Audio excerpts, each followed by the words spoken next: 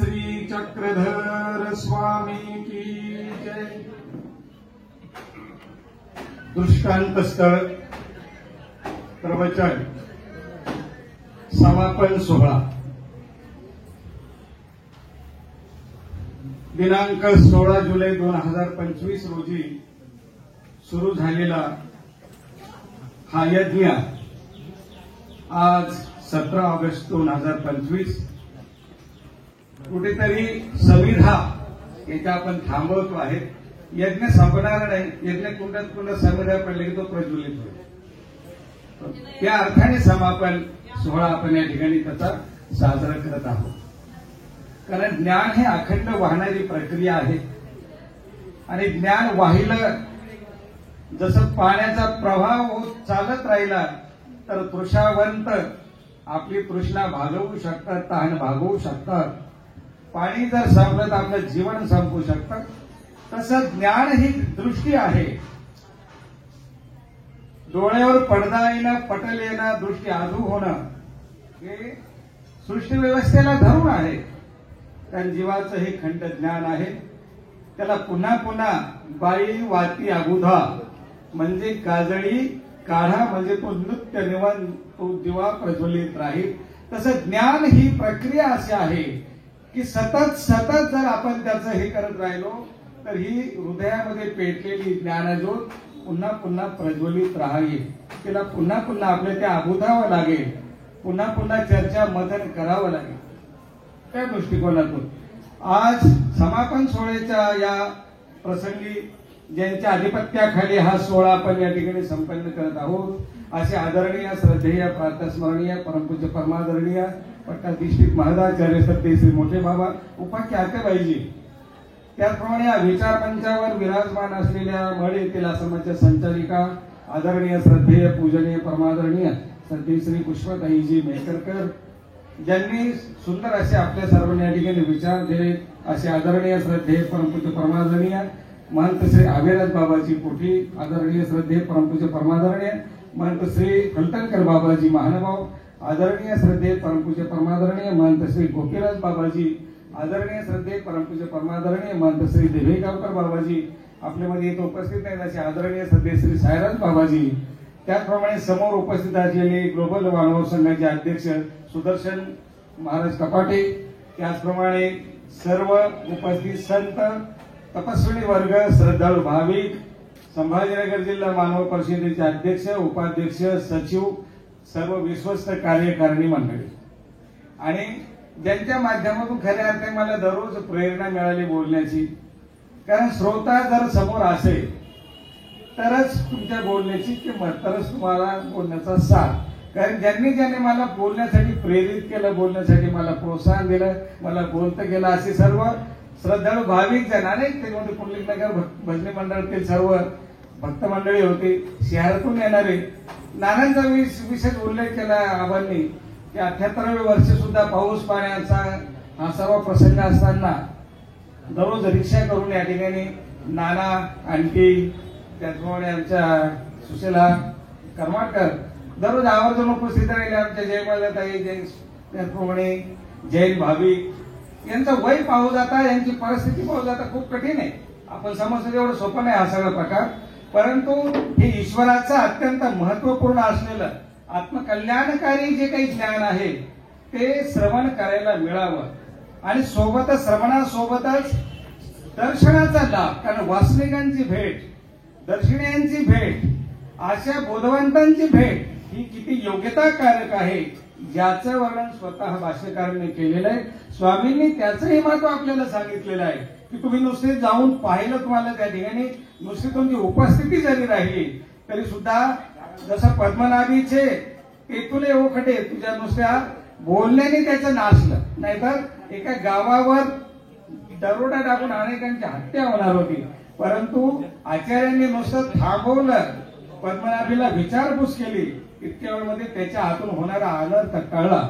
म्हणून अशा काही गोष्टी असतात जीवनामध्ये, श्रोते लक्षात घ्या की आपल्या जीवनामध्ये अशा काही घटना घडणाऱ्या असतात, असे काही प्रसंग असतात, परंतु आपण जर अशा प्रसंगी तिथे उपस्थित राहिलो तर आपल्याकडून होणारे दोषही टळतात आणि आपल्याला योग्यताकारक गोष्टीकडेही ते घेऊन जातात.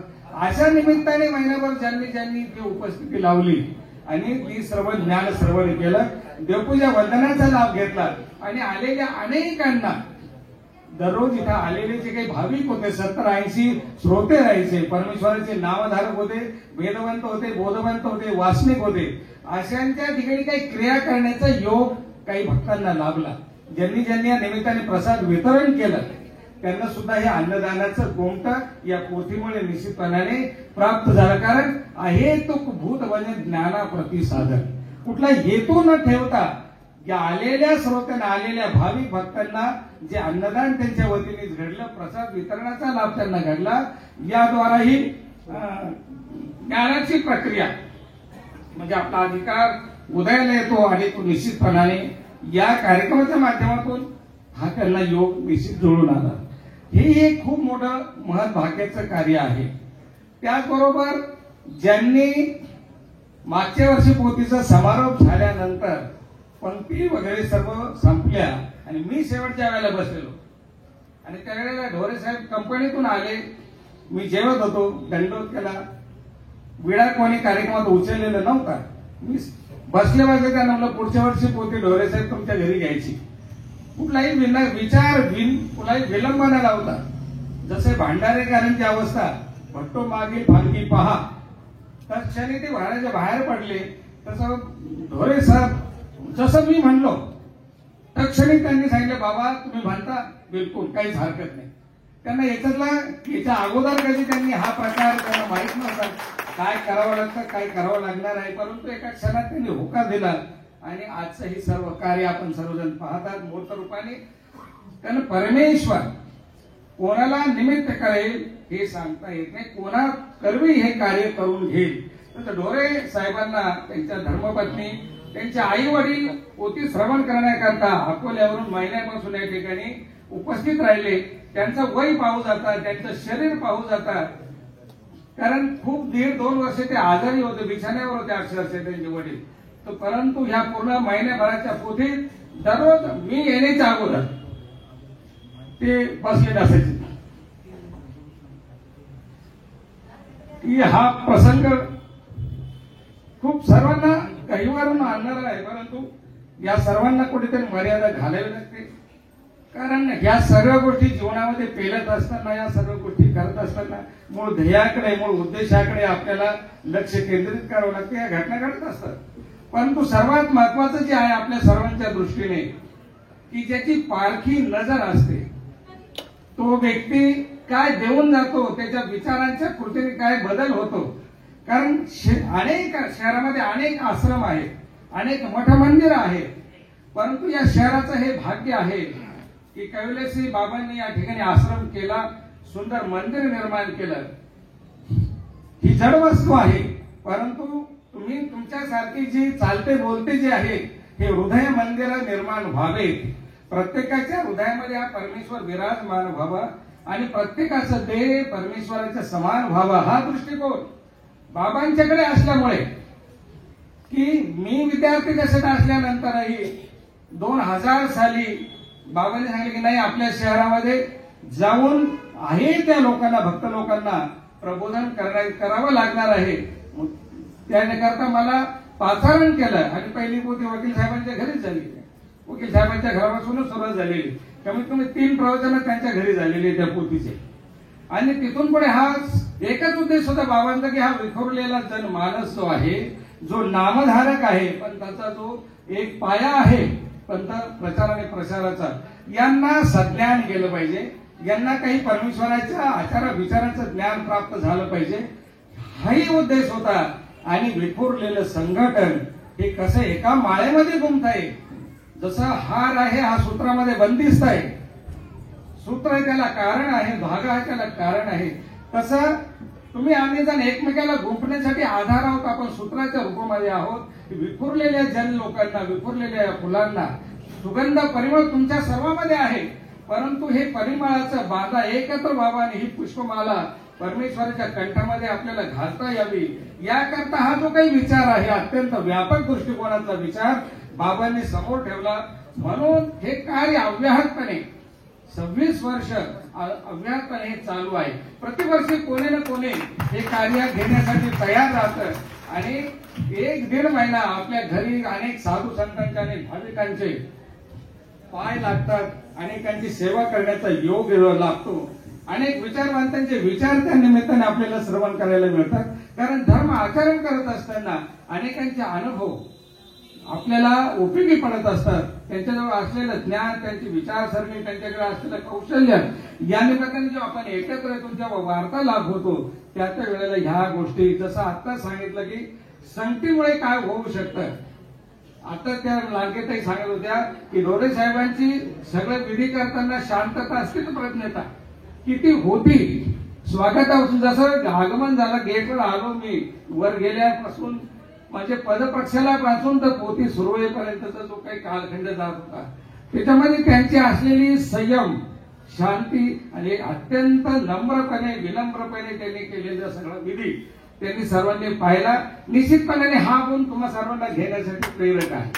कारण हे आपण करतो बऱ्याच वेळा या सगळ्या विधी, परंतु कुठे काय आपल्याला अनुभव येतात त्याचं लांडगे त्यांनी चांगल्या समर्पक शब्दामध्ये त्याचं वर्णन केलं. ज्ञान तर तुम्ही श्रवण केलंच, पण बाकीच्या गोष्टी सुद्धा त्या निमित्ताने आपल्याला या ठिकाणी अनुभवायला मिळाल्या. कारण तो अदृष्ट आहे, त्याने ग्वाही दिलेली आहे.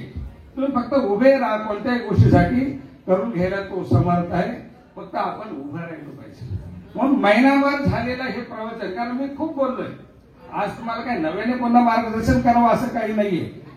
महिनाभर मी तुम्हाला ज्ञानच देत गेलेलो आहे. म्हणून आज नव्याने ज्ञान देण्याचं काही आज ते प्रयोजन नाहीये. आज फक्त काय होतंय, काय घडलंय याचा चर्चा विमर्श आपण या निमित्ताने करतो. जे अनुभव अनेकांनी या ठिकाणी सादर केले, त्यांच्या विचारातून त्यांना जे काही शास्त्र समजलं ते त्यांनी आपल्या शब्दात व्यक्त करण्याचा या ठिकाणी प्रयत्न केला. आणि आज झालेला सकाळपासूनचा सोहळा असेल, पालखी मिरवणूक असेल, डेपुटीची मिरवणूक असेल, संतांचं मिरवणूक असेल, अनेक शहरवासियांना संतांचं दर्शन या निमित्ताने घडलं. संप्रदायाचा हा बहुमूल असलेला जो विचार आहे, चरित्र ग्रंथामध्ये जो नमूद आहे, त्याचे दर्शन घ्यायचा योग अनेक भाविकांना मिळाला. त्यांना आपण बंदिस्त होतो इतक्या दिवस, आज थोडं ओपन रस्त्यावर गेलो म्हणून अनेकांना हे बी पाहायला मिळालं की संप्रदायातले संतांचं कार्य, तुमच्या भाविकांचं कार्य समाजाला थोडं दुर्गोचर झालं, त्याचाही अनुभव सर्वांना घेता आला निश्चितपणाने. आणि सर्वात महत्वाचं की या ठिकाणी बसलेली जी बजाजनगरची मंडळी आहे, की ज्या मंदिरामध्ये मला भावांनी 2000ला प्रवचनासाठी, मी 1 वर्ष सातत्याने यांच्यासाठी सुद्धा प्रवचन करायला गेलो. थंडी वाऱ्याचं गेलो, मी स्वतः गाडी चालवत गेलो. तेव्हा दरवेळेला मला कोणतरी घेऊन आलं, पण मी बजाजनगरला मी गाडी स्वतः चालवत जायचो. एकच उद्देश होता की मग सगळ्या लोकांनी एकत्र राहावं, एका विचाराने, गुण्या गोविंदाने सगळा पंथ प्रचाराचा हा विचार एक चांगल्या पद्धतीने शहरामध्ये प्रसारित व्हावा, धर्माचा प्रचार आणि प्रसार चांगल्या पद्धतीने व्हावा हा उद्देश होता. की खंडमंडळ जर झालो तर पुन्हा नव्याने पुन्हा सगळ्या गोष्टी करायला खूप त्रास होतो. म्हणून एकत्र राहून जर आपण विचार करा, कलियुगाचं ब्रीद वाक्य आहे, संघशक्ती कलियुग. जितक्या आपण एकत्र राहू, जितका आपण एकोप्याने राहून काम करू, तितका परिणामकारक या गोष्टी जगाला पुढे जाऊ शकतात.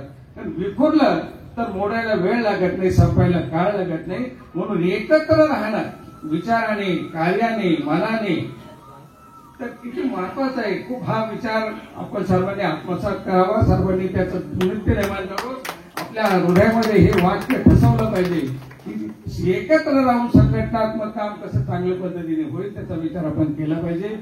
आणि आज या समारोपण प्रसंगी ही जी मान्यवर मंडळी आली आणि यांनी या कार्यक्रमाची शोभा वाढवली, आपल्या सर्वांना खूप चांगल्या शुभेच्छा दिल्या, त्यांचं मी मनापासून खूप कौतुक करतो. कारण सर्व आपापल्या आश्रम मंदिरं सांभाळणारी थोर मंडळी आहेत. आपल्या शब्दाला केवळ फोनवर, ते एका फोनवर सर्व या ठिकाणी आलेले, आपण तिथपर्यंत दगड घ्यायला पोहोचलो नाही, परंतु आपल्या एका फोनवरही सगळी मंडळी आली. म्हणजे त्यांना सुद्धा तुमच्या माझ्याबद्दल प्रेम आहे, धर्माबद्दल आस्था आहे, शास्त्राबद्दल कळवळ आहे, हा विचार करून हे आलेत आणि कार्य अत्यंत चांगल्या पद्धतीने या ठिकाणी संपन्न होत आहे. पुढच्या वर्षीचा होणारा जो प्रवचनाचा सोहळा आहे, आपल्या शहरातले सद्भक्त श्री वसंत शिंदे, त्यांचे बंधू शिंदे परिवार यांच्या वतीने पुढच्या वर्षीचा प्रवचन सोहळा संपन्न होणार आहे. थोड्या वेळात ते विडा या ठिकाणी घेणार आहे आणि त्याच्यानंतर 2027 सुद्धा आपले मकरंदजी गणोरकर साहेब यांच्या वतीने पुढचा विडा आहे. 2027 प्रवचन सुद्धा त्यांच्याकडे होणार आहे. ते अगोदर त्यांनी बॅलन्स मध्ये सांगितलेलं आहे, अगोदरच सांगून ठेवलेलं आहे की त्यांच्याकडे सुद्धा हा सोहळा 2027 ला होणार आहे. पण त्यांच्याकडे प्रवचन सोहळा असे अनेक आहे धर्माला धर देणारे, धर्मान विचार घेऊन जाणारे अनेक वासनिक आहेत. फक्त कुठेतरी काहीतरी घ्यावं लागतं. या विचारातून हा कार्यक्रम हे उभं राहिलाय. पुन्हा एकदा ज्यांच्या माध्यमातून हा कार्यक्रम या ठिकाणी संपन्न झाला, जे या कार्यासाठी उभे राहिले त्यांनी तन मन आणि धन तिन्ही गोष्टी खूप या ठिकाणी त्यांनी महिनाभर खूप चांगली सेवा केली आणि आज आपल्या सर्वांनी या ठिकाणी पाचारण केलं.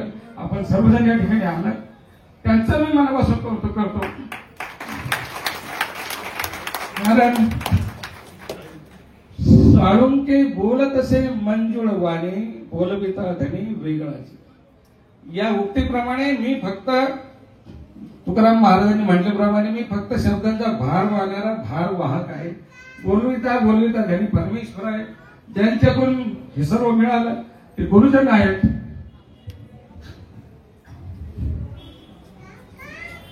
मी सर्वांचं पुन्हा एकदा आलेल्या सर्व श्रोत्यांचं मनापासून खूप कौतुक करतो आणि लांबलेल्या विचारांना या ठिकाणी